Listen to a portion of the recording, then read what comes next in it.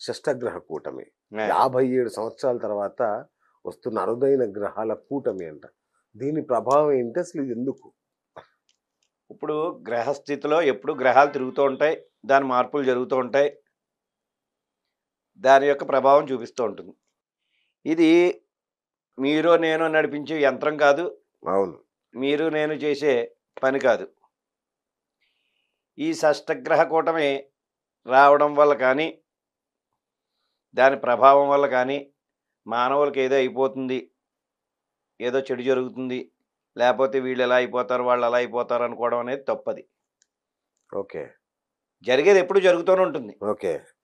ఇప్పుడు ఓ పెద్ద ప్రళయం వచ్చింది. హ్మ్. ప్రళయం అయిపోయాక మళ్ళీ అక్కడ ఊరు తయారవుతుందా లేదా? రైట్. అంటే ఇది సైకిల్ ఏ విధంగా తిరుగుతూ ఉంటుంది, చక్రం కాలచక్రం ఆ విధంగా జరిగేవన్నీ జరుగుతూనే ఉంటాయి.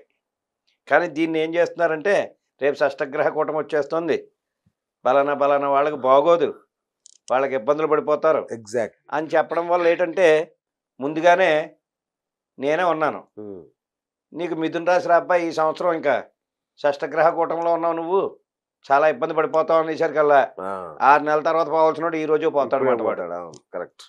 షష్టగ్రహ కూటమి వల్ల జరిగేది ఏమిటంటే మార్పులు, మనకి జరిగే యంత్రాంగంలో అంటే నడిచే ఇప్పుడు రాజ్యాంగం ఎలా ఉంది, మన ప్రభుత్వం అవును. నడవడికలు ఇలాంటివి చిన్న చిన్న మార్పులు జరుగుతూ ఉంటాయి హ్మ్. దానివల్ల. ఇంకోటి ఏమిటంటే